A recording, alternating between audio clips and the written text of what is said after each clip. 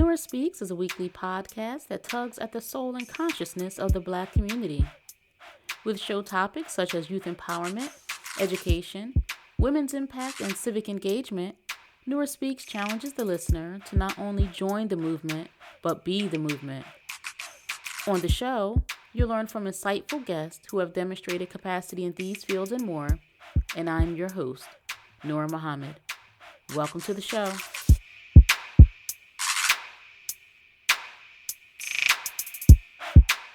Diabetes and hypertension are some of the leading causes of blindness, as well as glaucoma for African Americans. So, yeah, we need to have our vision checked every single year just to make sure that we are not missing things. Did you know that Black people lead in many preventable and manageable diseases, some of which impact the health of our eyes and our vision? Well, here to discuss vision health is this week's guest, Dr. Sandra West. Dr. West is an optometrist having 27 years of practice, and she also happens to be my own doctor. I met Dr. West several years ago when I scheduled a routine vision exam, and to my surprise and to my delight, the doctor was a Black woman. Interestingly, when I attended a business conference in New Orleans several months later, we found ourselves meeting again as attendees of the same conference. We talk a bit about that in this episode. I asked Dr. West to be a guest on the show not because she is my own personal doctor, but because of what I knew she had to offer Nurah Speaks listeners. Not only does Dr. West teach us when we should begin vision checks, but also what our doctors are checking for, and she shares some of the latest technology aiding optometrists today. Additionally, Dr. West shares insights into her own childhood, how she herself was raised by dynamic parents, and what parents can do to prepare children for future success. Dr. West is an advocate for STEM and vocational training, and she is a motivational speaker. This was an informative and inspiring conversation for me, and I hope it will be for you too. Now, with no further delay, enjoy this conversation with Dr. Sandra West. Welcome to another episode of the Nurah Speaks podcast. And I am your host, Noor Muhammad, and I am very excited to be joined by a wonderful guest that is Dr. Sandra West, who happens to be my optometrist. And I'm very excited to have her on the Nurah Speaks podcast. Welcome to the show, Dr. West. Thank you. I'm glad to be here. Yes. And Dr. West is a graduate of Temple University and Pennsylvania College of Optometry. She's been practicing for 27 years as a primary care optometrist. And, you do a lot of things, Dr. West. But before we get started into, your field and what you think that we should know, I have a question for you that I know that, you were raised by two loving, powerful, wonderful parents. So I wanted you to share what would be some of the greatest lessons that you've learned from your parents. Oh, wow. That's a hard one because um, my dad died when I was 9. Mm. But my dad has such a influence in my life that even now I still draw back on things that he taught me. And so we just had Kobe Bryant pass away, and Yeah. they were talking about the girl dads, and I had a girl dad. Mm. My dad did so many things with us, and my mama hated the fact that he would take us outside and put us under that car. So at 9 years old, I knew how to check for oil. So when I went to take my daughter to get her car, I told him to pop the hood, and he looked at me like I was crazy. But those are things that I learned from my dad. I learned how to barter from my Mm-hmm. dad. I learned how to make deals from my dad. I learned strength from my dad. My dad always told me never to let people see you cry because that is deemed to be a sign of weakness, and they will prey on that. So my primary caregiver was my mother. And my mother was a woman of strength. She was a very, very quiet woman. Sometimes you wouldn't know she was there, but she was very protective, that fierce lioness, Yes. protective of her children. And in her quietness, you also saw her strength. And so I learned a lot of things from my parents that even now, I'm almost 60 years old. I still hear my mom in my ear. Yeah. Um, you know, um, Always. emphasizing the need for education, always wanting us to go further than they went, and have a good, prosperous life. Um, Dad always told us, your word is your bond. Hmm. You can't keep your word. Nobody's going to take you. Uh, Nobody's going to believe anything that you do, and you lose value in their life because people aren't going to take you seriously. So I still draw on things that I learned from my parents even now. That's wonderful. I think, what you said is just so remarkable in a time where I see a lot of devaluing of the traditional family. In the work that I do in my community, I see a lot of young women having children, and the fathers of the children are estranged, or there just doesn't really seem to be a value of that kind of bonding and connection. And I like to hear stories like yours, so that these young women and these young men who are fathers can understand the value that family has and the impact that a father can and should have on his children, his sons and his daughters. I just think it's so important, and I love what you had to say about being under the hood. You just reminded me of my great grandfather, and you know, I wasn't raised by my father, but he was there. My uncles were there, and I was putting up siding on houses. I was looking under the hood of cars myself, and it's just so much value there that, as you And it's said, the time that we spend with them that is yes. most important. And even though, I was very, very close to my father, my mother said I was his shadow. But I'm a single mom. I've raised my daughter in a single relationship. But there were strong Black men all around us, Yes. And so she's had strong Black men in her family. Mhm. One of the things that I've always made certain not to do was to devalue Black men in front of her. My relationship with her father is my relationship with her father. I've never said a negative thing to her about her dad. As she's gotten older, my daughter's 37 years old. When her father gives her questions, she then comes back to me for answers. And I can explain things to her differently as a 37-year-old Yes. than as a 7-year-old. Right. And I'm glad you said that, because we need to have those influential men. They have to be there, those positive figures. So, I'm glad to hear that. I think that was a wonderful way to start the show. And as you've been practicing optometry for 27 years now, what what were those early influential experiences that led you to study optometry? Well, I think we talked about this the last time I saw you, that when I was little, people always ask me this question: how did you get that interest? Well, Hmm. I was one of those kids who had a million questions.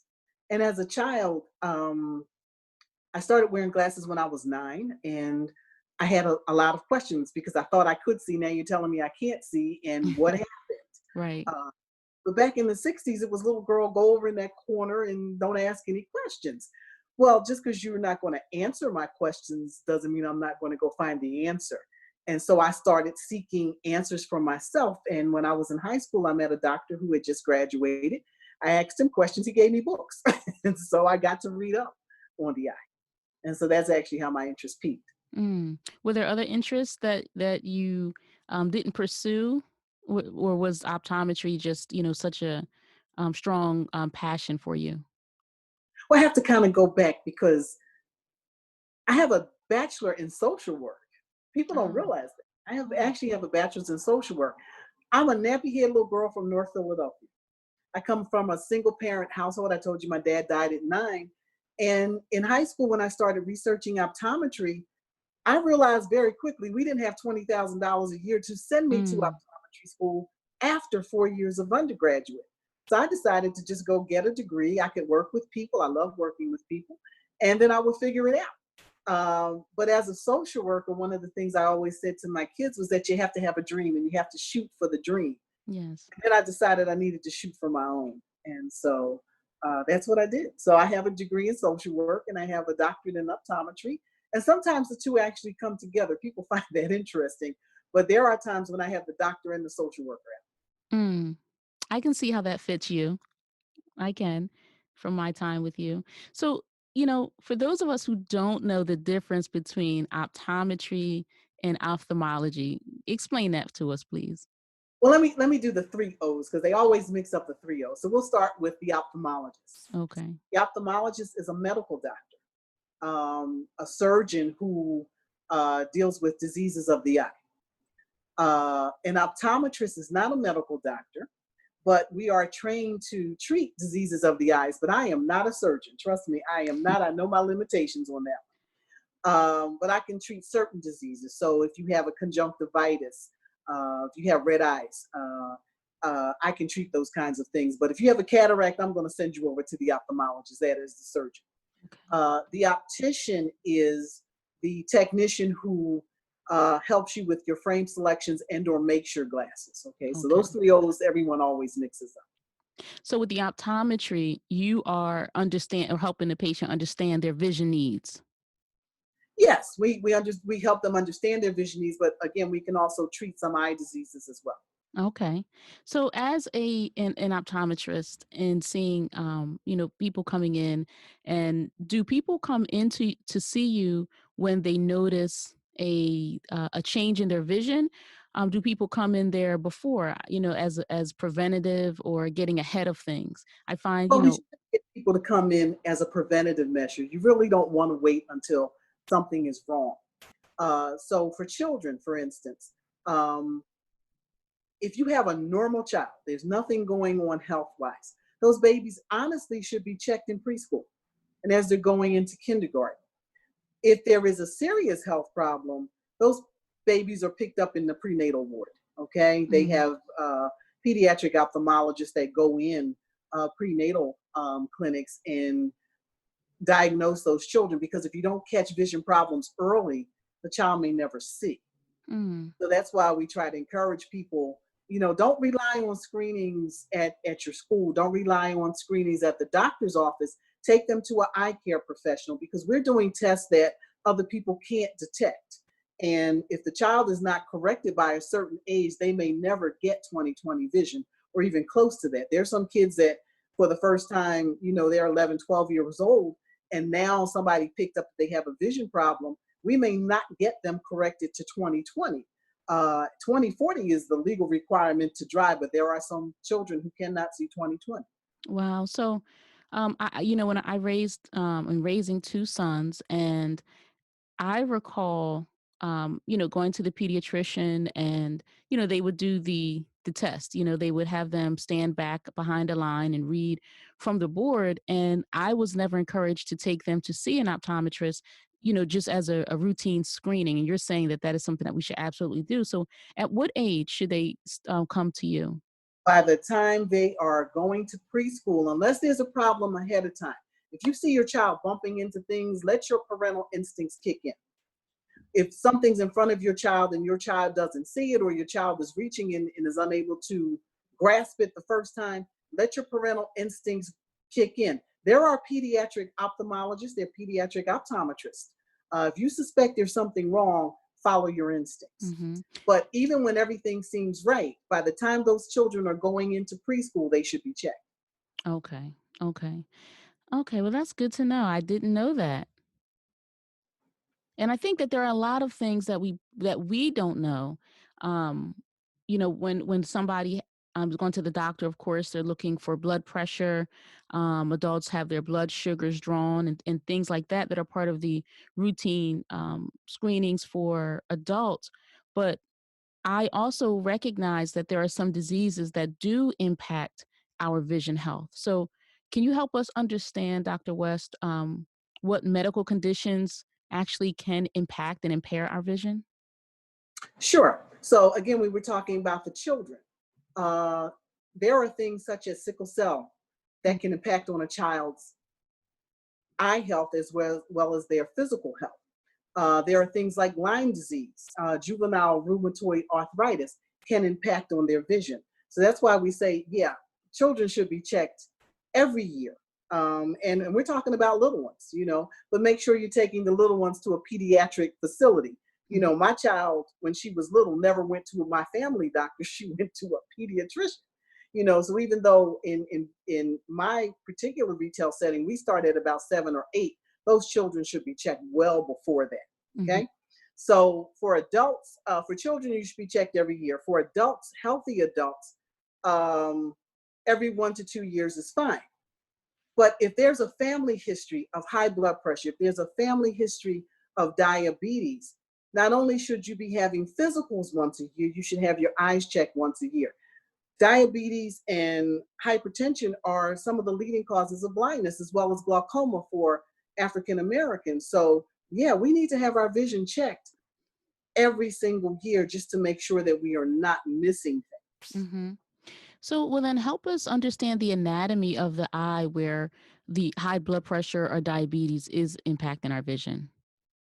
It may not, Mm. but you want to always catch things early. And so there's always that preventative mode. So just as people have high blood pressure may not know it until they land in the emergency room, Yeah. that's not the time when you want to find out about it. You want to know ahead of time Mm. so you can stop the tremendous damage that's being done and you're not aware of it. Hypertension is a silent killer, but it can also blind you. Okay. So when I see a patient who has hypertension, if I see a patient who has diabetes, if I see a patient who has a family history of glaucoma, those patients are encouraged to be dilated. Um, Patients complain about dilations. Nobody likes it. I get it done once a year myself. But we're looking for things that can potentially blind you. So I'm looking for bleeding. I'm looking for swelling. I'm looking for those things, and they need to be caught early because once you damage the eye, you don't get the tissue back. That's neuro tissue. Neuro tissue does not regenerate. And so you don't want to wait until you have a bleed in the back of the eye. You don't want to wait until you have a stroke in the back of the eye. You know, there are infarcts where the blood's not getting to certain areas. If blood is not getting to certain areas, that tissue's going to die. That's not what you want. You want to get it, early, very early on. Okay.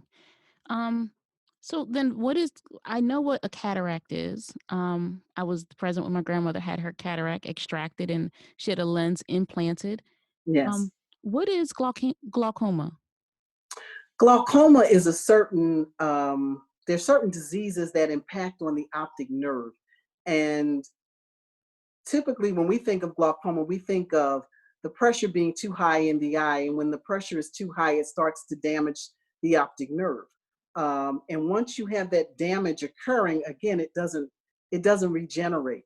So a lot of people will not recognize glaucoma, just like you don't recognize that you have high blood pressure. Hmm. And once you recognize it, if your vision is creeping in and it's coming in almost tunnel vision, by the time it gets here, your field is very, very limited. So you want to catch glaucoma before that kind of damage occurs. And so we're looking at your pressures, but we're also looking at the nerve. And we want to make sure that the nerve has no damage going to it. So, or happening to it. So we do things like visual fields, which, people think of the blinking light test and you're pressing a button to tell us when you see that target, but that tells us how healthy that nerve is. We also take pictures. It's not unusual for an African American to have large nerves. I see large nerves all the time, but a large nerve does not necessarily mean the nerve is unhealthy.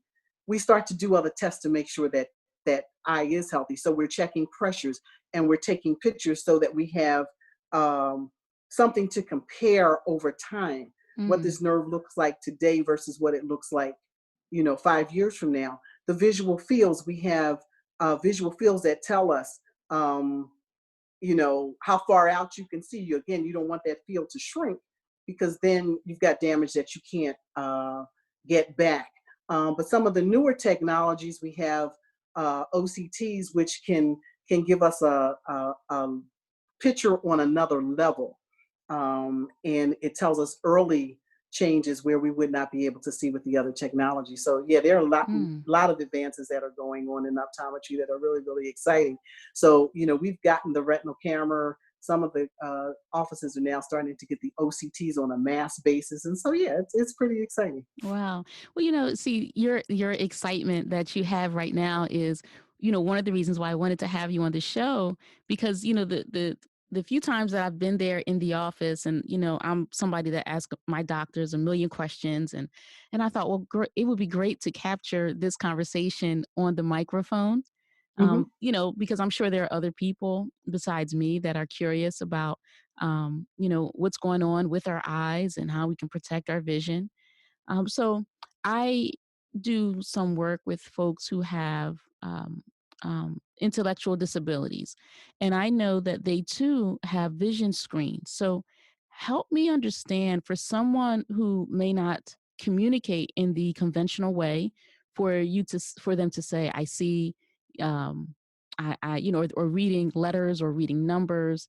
Um, or having, telling you what colors we see. Help us understand how you can ascertain someone's visual needs or vision changes when they're not able to communicate in the standard way.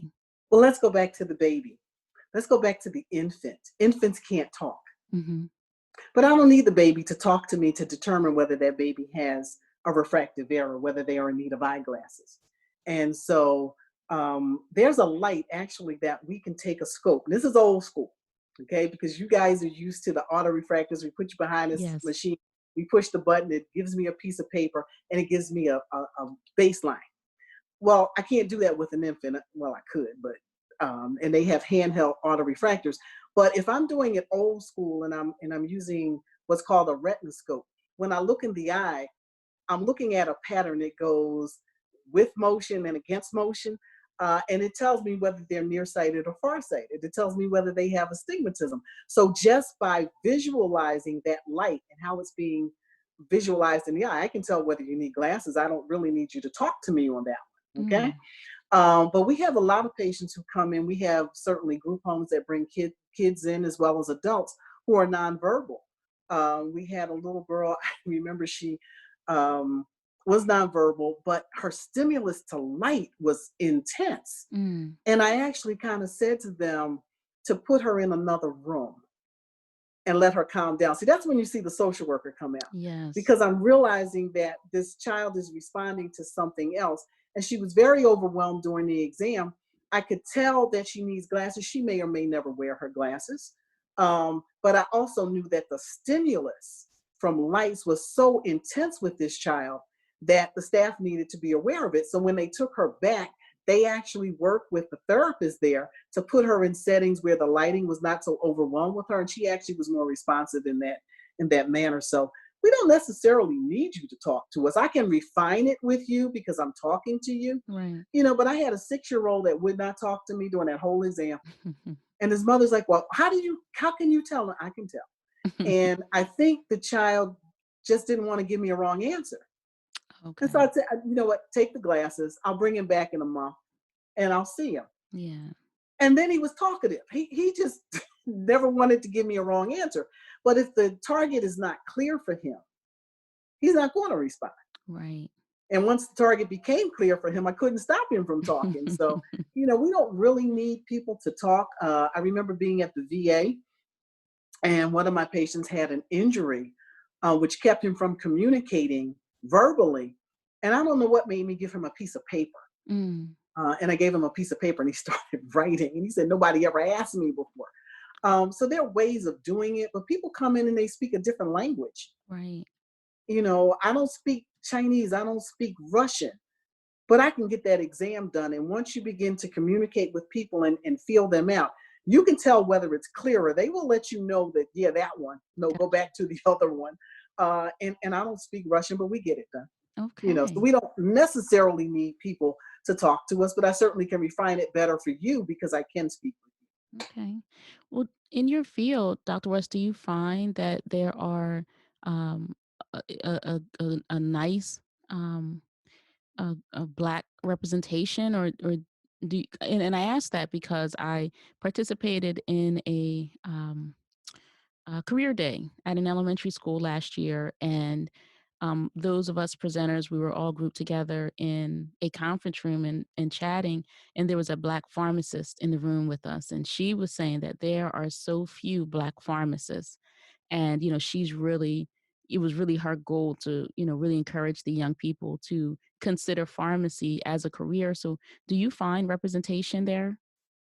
We make up about 6% of the Mm. population of optometrists nationwide. one of the things that the Pennsylvania College of Optometry slash Salus University can say is that we have one of the largest representations of African Americans in the nation.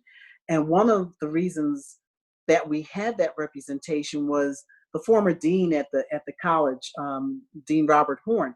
Not only did they have a summer program, which they brought students in, and I was in that program. I certainly was an older student coming back to school. And so we had a mix not only of older students coming back, predominantly Black, but it was a mixture. But we also went back out. And so the students got to see us, people who were interested in health careers. Representation matters. And so when you see those doctors, you begin to think, well, wait a minute. Um, Sometimes when I'm not at work, I don't wear the doctor on my forehead. I mean, you got to know me to know I'm a doctor because I'm probably not going to tell you unless you ask me. Mm-hmm. But my pastor said to me one time, he said, you know what, the kids need to know. The kids need to see you and know that you're a doctor. And I think that one of the things that happened with desegregation is that our communities no longer had the doctors, the lawyers, Right. uh, the professionals, the blue collar workers, the white collar workers. They were all there. And once we had desegregation, they moved, and so the kids didn't get to see them. And so for the little kids, yeah, they know I'm a doctor. We had a little girl come in one day, and I think when I braided my hair, and she says, "The doctor has braids." I said, "Yes, she has braids like me." "Yeah, I Right. do." Little girl came back about a year later, and one of my patients, who was a special needs patient, actually snatched my glasses off my face and he cut me with his fingernails. And so now I've got a bandage on my head. So the little girl comes in and she looks and she says, "Well, the doctor has a boo boo." But doctors don't have boo boos. Doctors fix boo boos. So we had to have a conversation because the wheels were turning on her. To Yes. know doctors get boo boos too, but she needs to see that I'm no different than her. I Mm. get up in the morning, I eat, I put on my clothes, I go out, I get boo boos, I fix boo boos, but Yes, yes, I do eyeglasses too. that's And right. so, yeah, representation matters. They need to see and they need to begin to explore different careers for themselves. Mm-hmm. Oh, I love that. That's such a sweet story. And you're right. It makes it relatable. They can see themselves, and so I love that.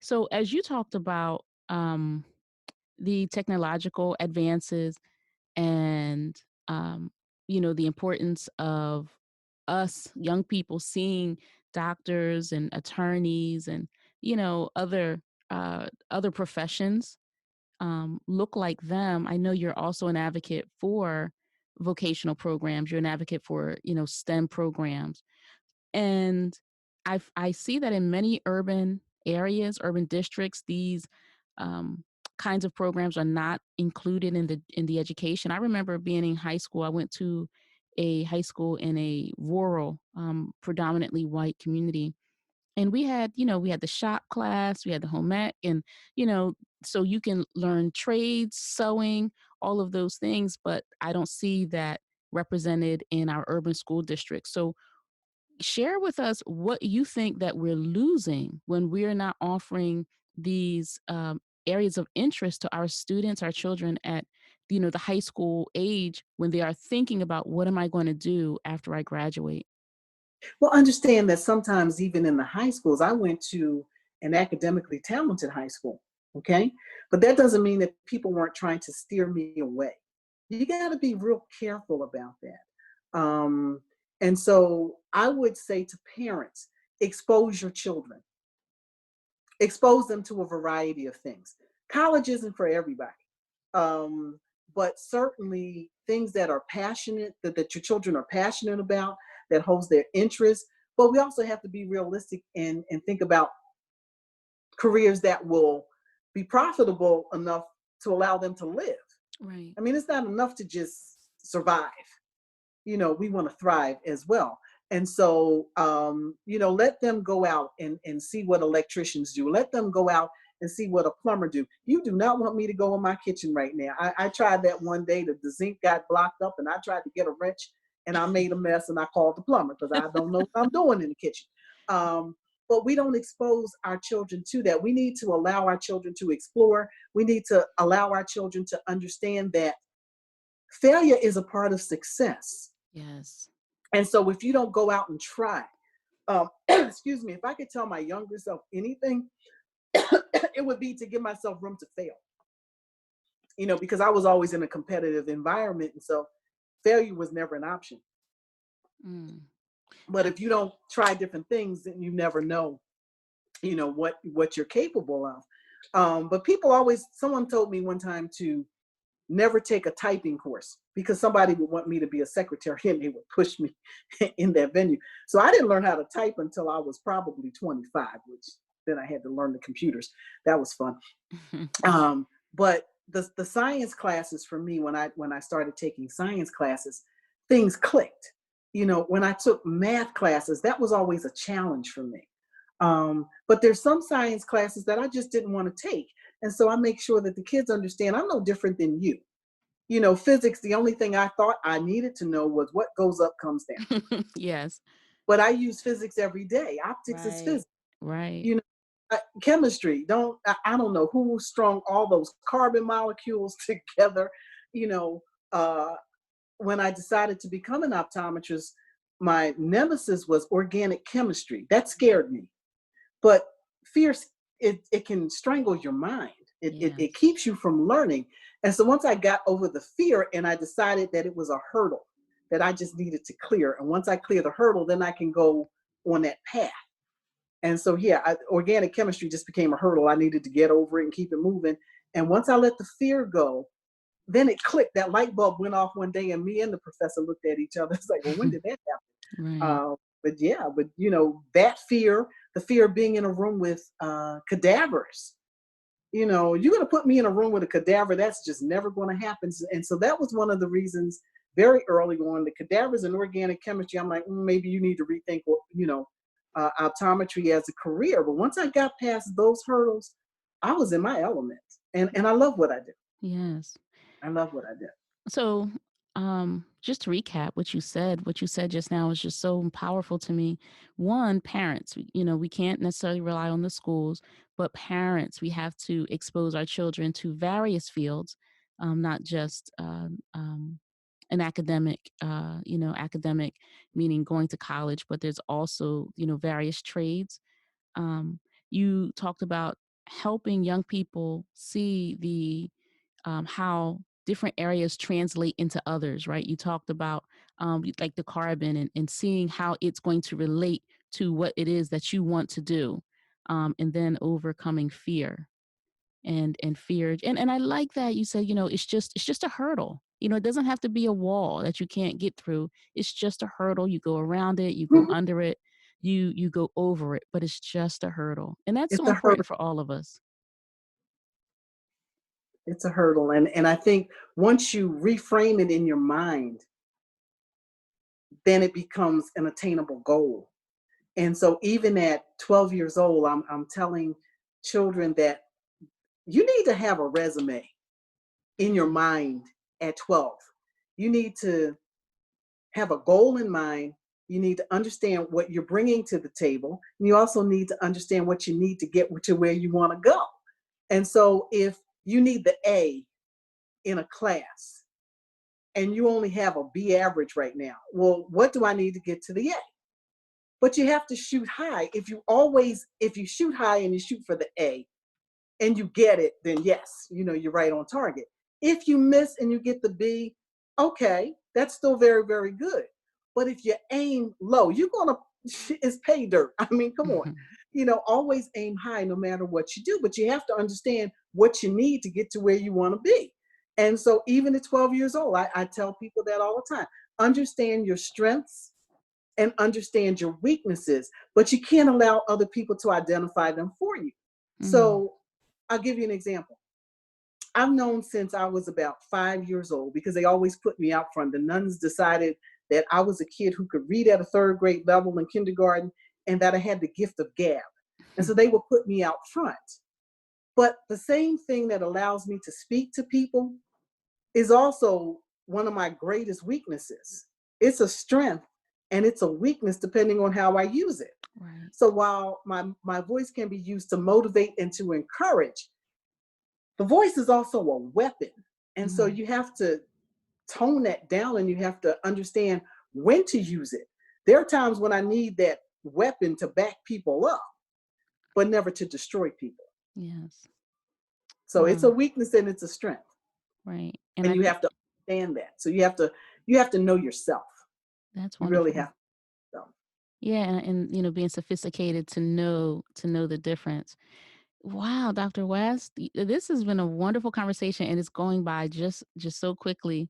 Um, so very early on, you recognized that there was something special about you.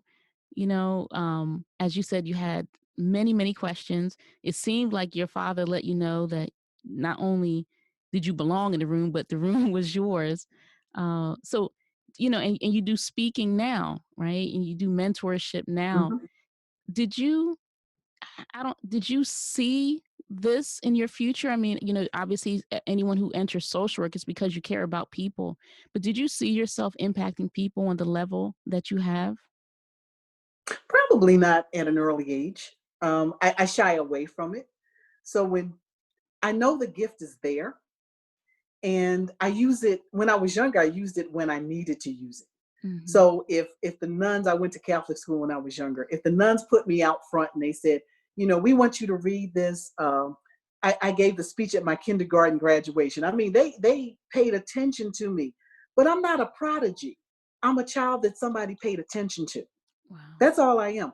My mother taught me how to read. Understand, my mother dropped out of high school when she was 11 in her 11th year of schooling, simply because the principal said that N word, and my mother didn't like that, and principal got an earful and then some.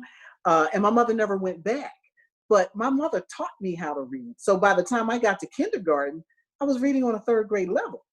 But my mother taught me. That is my first teacher, and so no one should ever get that mixed up. It was at my mother's knee that I learned a whole lot of things. But I also had teachers who paid attention to me. Mhm. But understand, in eighth grade, and I always tell this story. In eighth grade, I messed up my eighth grade teacher's stats. We went to a magnet school for academically talented students in the Catholic school system in Philadelphia. And of the top five, four had scholarships to prestigious Catholic institutions. Well, I was the holdout. Mm. But what you didn't understand was that the 13-year-olds think, okay?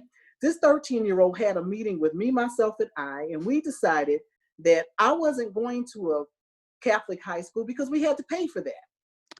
Okay. And I could get an education at the Philadelphia High School for Girls, an academically talented high school. I could do it for free and we didn't have to pay for it.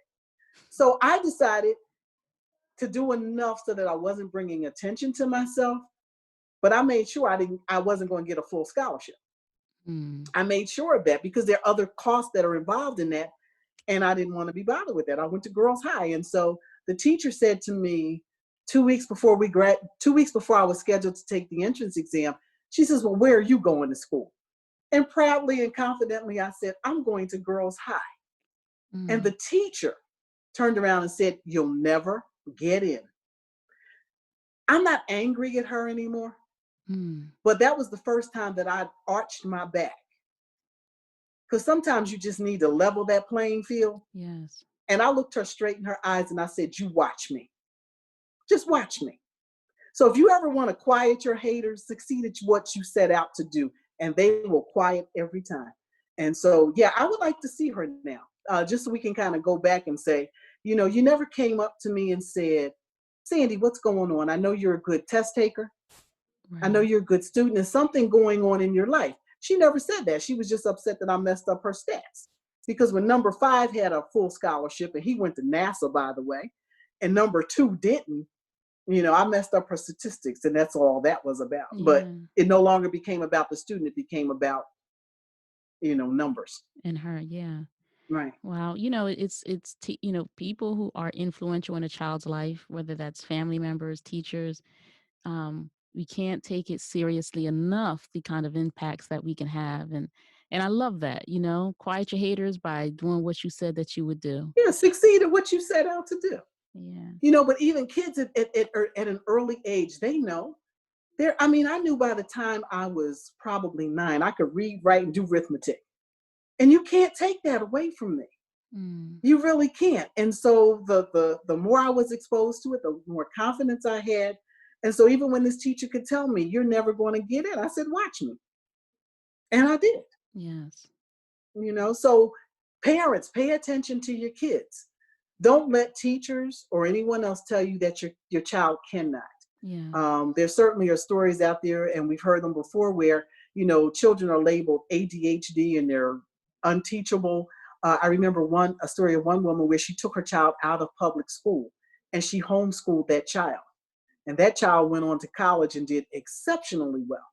But sometimes you have to look at your child and see what else that child needs. Sometimes that attention deficit is the fact that you're not giving the child enough to stimulate them in the first place. In the first And place. so did you see recently there was a little boy who wrote a letter to his teacher? About a pencil? No, not the pencil. The teacher took his money that he had earned because he was talking to another little boy. No, And I he didn't says, see "I'm that. 6 years old. I can't be quiet all the time, Mm. but I want my money back." And he even went so far as to call the teacher a crook and told the teacher he was going to hell. And he hurried up. He wished God would hurry up and come get him. Oh And I my. said, "But he's 6." Right. And he could think that and he could pen that. The child is already telling you he's bored.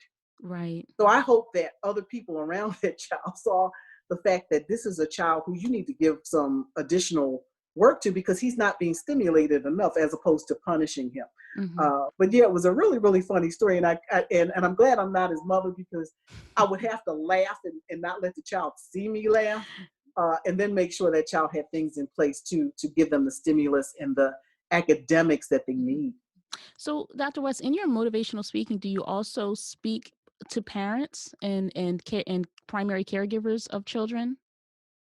I have a tendency to speak to single moms. They hold a special Mm. place in my heart, because people will always beat you down and tell you that you can't do something, um, that you won't do something. People just knew. I had my baby my last year at Temple University, Mm. and people didn't expect me to graduate. They certainly didn't expect me to go on to advanced programs, but you can do those kinds of things. And so I tend to do a lot of work and go one on one, particularly with those single moms. You know, I had a great support system. You certainly can't live in this life and be by yourself. Right. You're not an island. And there are people who, especially in my life, God has always put people around me to support me and encourage me. But even in your own life, if you have people who are always talking negative and trying to pull you down, you need to get a new circle. You need to get a new circle. I think that's one of the things I loved about New Orleans. We had Yes. a room full of women. I think there were two men in the room, Mm-hmm. but we had a room full of women, and women sometimes can have a reputation of being very catty, but uh, the leader sets the tone. Yes. And she made sure that we were there to support each other and uplift each other. And we need more of that. And so, yeah, I'm very, you know, partial to single moms, but would love to do more work with parents in general, because sometimes we forget about the single dads. And the Yes. single dads are out there. Yeah. And so there's Daddy University. I love that program in Philadelphia, where it works with fathers.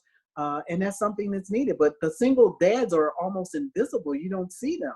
But yeah, I'm very partial to single parents, because they need a supportive network that sometimes is lacking. Yes. Without judgment, right? Yes. Well, Dr. West, let me give context to New Orleans, and I wanted to come to that. So, Dr. West and I both attended a conference in New Orleans about, what was it, 3 years ago now? I think Yeah. 3 years ago. 2017. Yeah. 2017. And actually, I had already been a patient of Dr. West, and I'm in New Orleans, and I'm looking at this We woman, and run I'm into thinking, each other. she looks so familiar. I think I know her from somewhere. And we realized that we both knew each other from Jersey. We were there attending a women's conference facilitated by Rosetta Thurman, founder of Yeah. Happy Black Woman. And as you said, the facilitator really sets the tone. And what I found that she did, and she did it so masterfully, is she created a tribe. She created a sisterhood right there for us in that room. And, it's not just you, Dr. West, but there are other women that I continue to support, communicate with. I've had Sonia Prince on the program as a previous guest. And, and as you said, just having a positive network. I don't think we always understand the impact that our network can have on us, but some of the jewels that I received in 2017 at that conference still resonates with me today, and I continue to apply many of the principles there that I've learned. Yes.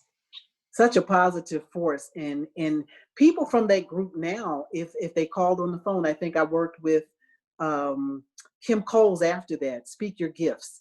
And people in her group, people in Rosetta Thurman's group, they can call me and say, hey, can you come?